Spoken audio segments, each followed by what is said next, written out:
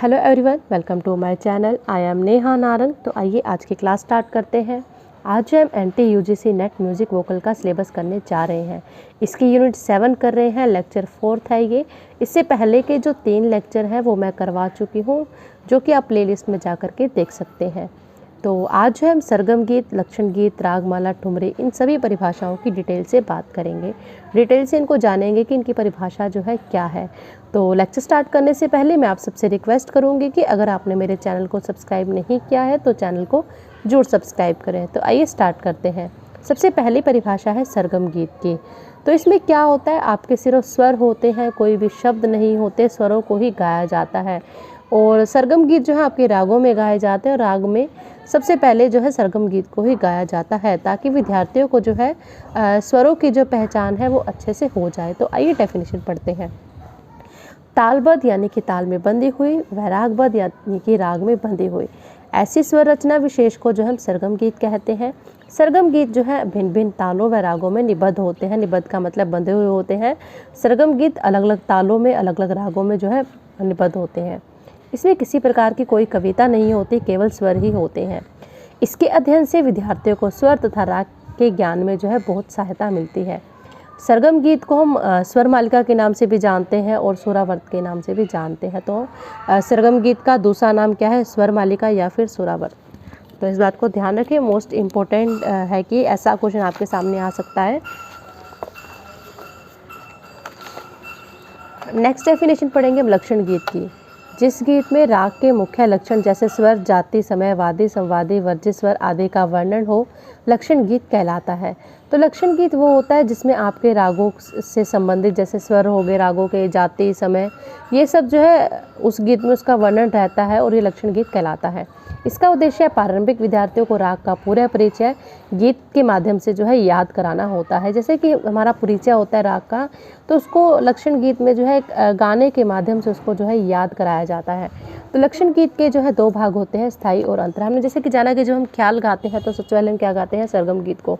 सरगम गीत के बाद जब स्वरों की पहचान विद्यार्थियों को अच्छे से हो जाती है तो उसके बाद लक्षण गीत कराया जाता है, ताकि जो विद्यार्थियों को है रागों का जो परिचय है वो अच्छे से लर्न हो सके और अच्छे से याद भी रह सके।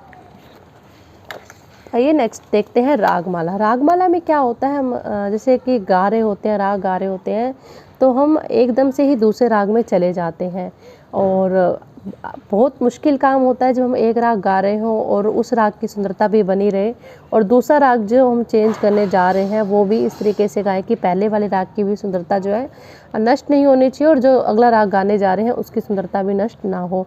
तो इस तरीके से रागमाला है ये। तो आइए पढ़ते हैं। ये गीत का एक बहुत ही प्राचीन प्रकार है। इस गीत में कई रागों का वर्णन आता है तथा गीत की एक एक पंक्ति में अलग अलग रागों के स्वर लगते हैं तथा शब्द के साथ में शब्द के रूप में उस राग का जो नाम भी आ जाता है। रागमाला में राग का परिवर्तन ऐसे स्थान से होता है कि सुनने वाले को बड़ा ही आनंद आता है।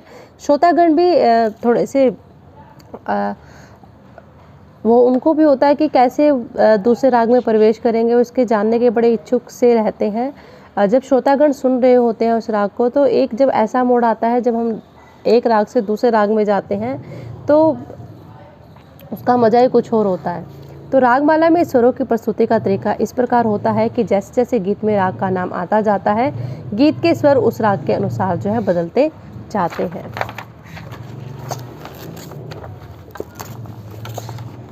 कभी कभी रागमाला आलाप के ढंग पर भी सुनने को मिलता है। सामान्यतः यह क्रिया बहुत सरल लगती है, परंतु यह क्रिया बहुत कठिन है। आसान तो इसलिए कहते हैं क्योंकि जहाँ चाह और जो राग चाह वहीं बदल देते हैं, लेकिन मुश्किल इसलिए होती है कि राग बदलते समय श्रोता उसका आनंद भी ले सके और आकर्षण उन सभी रागों का आकर्षण बना रहे। ऐसा नहीं हो कि हम राग चेंज कर रहे हैं तो उसका जो स्वरूप है राग का नष्ट हो जाए। तो ध्यान रखना होता है कि पहले वाले राग का भी जो आकर्षण है, सुंदरता है, वो बनी रहे और अगले राग में जिसमें हम प्रवेश कर रहे हैं उस राग की भी आकर्षण जो है बना रहे। नेक्स्ट परिभाषा है ठुमरी की। तो ठुमरी गायन अत्यंत मधुर तथा रसीला होता है। इसमें क्या होता है कि शब्दों को हाव भाव द्वारा बताकर गीत का अर्थ समझाया जाता है। ठुमरी गायन की विशेषता मानी जाती है, इसमें शब्द कम होते हैं।